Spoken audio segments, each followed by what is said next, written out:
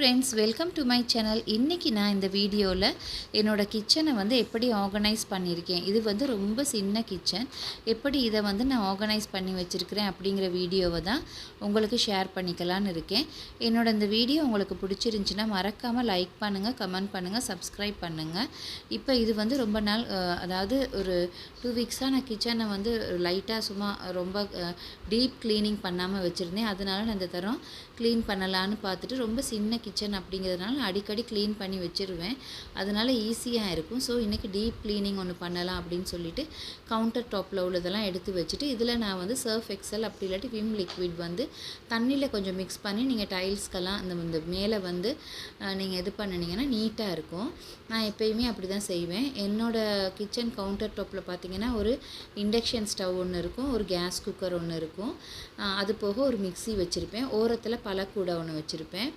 அது மட்டும்தான். அது போக உப்பு சாடி வச்சுக்கிறதுக்கு, உப்பெல்லாம் வச்சுக்கிறதுக்கு நான் ஒரு இது ஒன்று வச்சுருக்கேன். அது மட்டும்தான் என்னோடய கிச்சன் கவுண்டர் டாப்பில் இருக்கும். ஏன்னா ரொம்ப குட்டி கிச்சன் அப்படிங்கிறதுனால முதல்ல கிச்சன் கவுண்டர் டாப்பை ஃபுல்லாக க்ளீன் பண்ணிவிட்டு நீங்கள் வந்து ஈர துணியை துடைக்கிறதுக்கு முதல்ல ஒரு துணியில் வந்து நம்ம ஃபுல்லாக க்ளீன் பண்ணி எடுத்துக்குவோம். எடுத்துக்கிட்டால் ரொம்ப ஈஸியாக இருக்கும். இந்த மாதிரி ஒரு சாதாரண ஒரு துணியில் வந்து நீங்கள் துடைச்சி எடுத்துட்டிங்கன்னா டஸ்ட்டெல்லாம் வந்ததுக்கு பிறகு நம்ம வந்து சர்ஃப் எக்ஸல் இல்லாட்டி விம் லிக்விட் அந்த வாட்டரை நம்ம இதில் போட்டு துடைக்கும்போது ரொம்ப நீட்டாக இருக்கும். இப்போ பாருங்கள், இந்த மாதிரி நம்ம நீட்டாக ஃபுல்லாக துடைச்சி எடுத்துக்கலாம். இப்போ நான் வந்து எப்பயுமே வந்து ஒரு தேர்ஸ்டே மாதிரி கிச்சனை க்ளீன் பண்ணிக்குவேன்.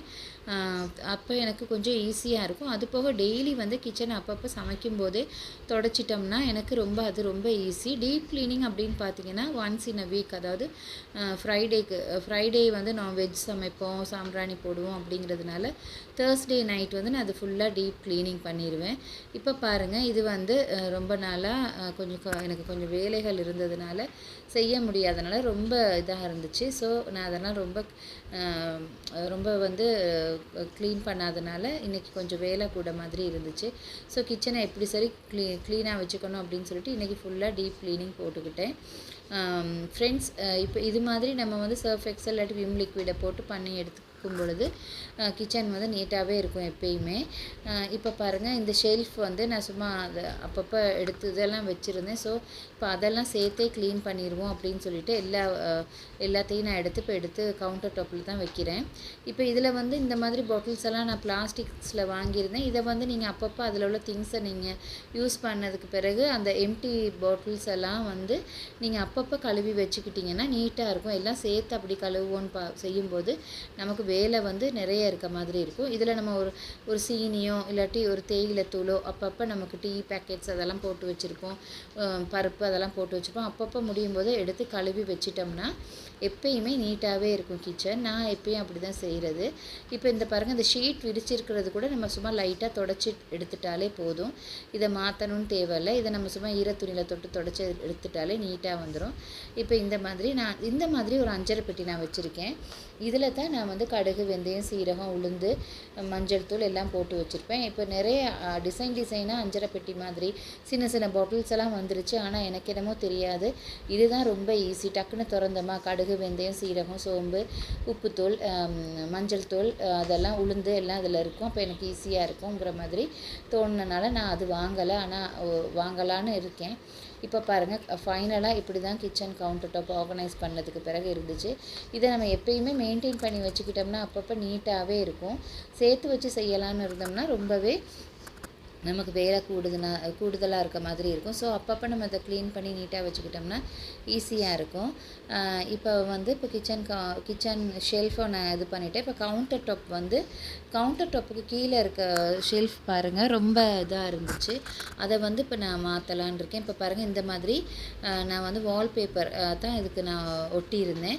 ஏன்னு சொன்னால் பெயிண்ட் நான் ரெண்டல் ஹவுஸுங்கிறனால இது அடிக்கடி பெயிண்ட் பண்ணாலும் அவங்க பண்ணியிருந்த கலர் வந்து ரொம்ப லைட் கலராக இருந்ததுனால ரொம்ப டஸ்ட் பட்டால் அசிங்கமாக இருந்துச்சு. ஸோ இந்த ஷீட்டை நான் ஒட்டியிருந்தேன். இது வந்து இதுவும் வந்து நான் ஒரு 120 ருபீஸ்க்கு தான் வாங்கியிருந்தேன். ஆனால் இதை விட இந்த மாதிரி சில்வர் கலர் ஒட்டுனா நமக்கு எப்பயுமே நல்லாயிருக்கும் அப்படின்னு தோணுச்சு. 135 ருபீஸ்க்கு நான் இதை வந்து அமேசானில் வாங்கினேன் ஒரு சில்வர் ஷீட் ஒன்று. அதை தான் நான் இப்போ இதை வந்து ஃபுல்லாக ரிமூவ் பண்ணிவிட்டு அதை ஒட்டலான்னு இருக்கேன். இது வந்து உங்களுக்கு ரிமூவ் பண்ண கஷ்டமாக இருந்தால் நீங்கள் கத்தியை வச்சு கூட சும்மா இது பண்ணிங்கன்னா வந்துடும்.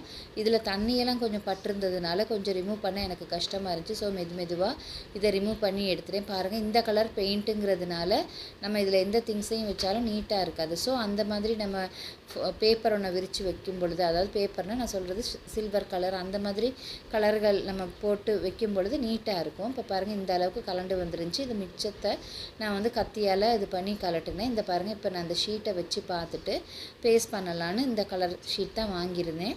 இது 135 ருபீஸ்.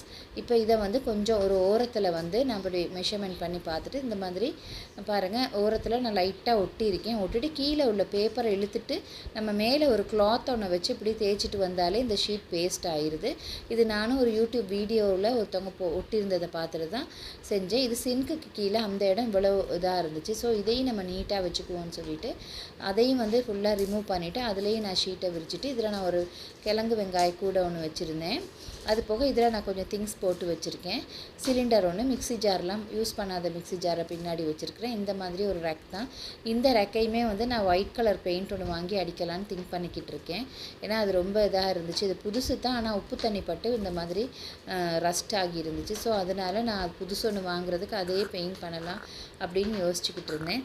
இப்போ பாருங்கள், ஷெல்ஃபெல்லாம் ஃபைனலாக இந்த மாதிரி நான் பண்ணி வச்சுருக்கிறேன். ஃப்ரெண்ட்ஸ், என்னோட இந்த வீடியோ உங்களுக்கு பிடிச்சிருந்துச்சின்னா மறக்காமல் லைக் பண்ணுங்கள், கமெண்ட் பண்ணுங்கள், சப்ஸ்கிரைப் பண்ணுங்கள். கமெண்ட் பாக்ஸில் எதுவும் சொல்கிறதா இருந்தாலும் பிரச்சனை இல்லை, நீங்கள் சொல்லுங்கள். இந்த மாதிரி தான் ஃபைனலாக என்னோடய கிச்சனை செஞ்சுருந்தேன். சின்ன கிச்சன் அப்படிங்கிறதுனால நான் வந்து ஓரளவு என்னால் முடிஞ்ச அளவுக்கு ஆர்கனைஸ் பண்ணி வச்சுருந்தேன். ஆனாலும் இது சின்ன கிச்சனால் எனக்கு இது போதுமானதாக தான் இருந்துச்சு. இன்னும் கொஞ்சம் திங்ஸ் வாங்கி இன்னும் கொஞ்சம் கிச்சனை டெக்கரேட் பண்ணணும்னு ஆசை தான். ஆனால் இப்போ வந்து இந்த மாதிரி செஞ்சுருக்கிறேன். இனி போக போக எனக்கு கொஞ்சம் நைட்டாக வச்சுக்கலாம் அப்படின்னு. இப்போ நான் வந்து இந்த மாதிரி ஒரு பிரிண்டர் ரிப்பன் வாங்கின பாக்ஸ் இருந்துச்சு. ஸோ அதில் வந்து நான் வந்து இந்த மாதிரி அந்த சில்வர் கலர் வால்பேப்பர் நான் ஒட்டி இருந்ததில் பேலன்ஸ் இருந்துச்சு. ஸோ இதை வந்து அந்த பிரிண்டர் பாக்ஸில் வந்து ஒட்டலான்னு நான் நினச்சிருந்தேன். ஏன்னா எண்ணெய் வச்சுக்கிறதுக்கு நான் வந்து ஒரு பிளாஸ்டிக்கில் வாங்கலை. ஸோ இருக்கதே வச்சு அட்ஜஸ்ட் பண்ணிக்கலாம் அப்படின்னு இதை தான் வச்சுருந்தேன். ஸோ இதில் அந்த சில்வர் கலர் பேப்பர் பேலன்ஸ் ஆனதை இதில் ஒட்டிட்டேன். ஒட்டினதுக்கு பிறகு இது வந்து நல்லா அழகாக இருந்துச்சு. இப்போ இந்த மாதிரி நம்ம அந்த சில்வர் கலர் பேப்பரை ஒட்டினோன்னே இந்த மாதிரி தான் ஃபைனலாக லுக் இருந்துச்சு.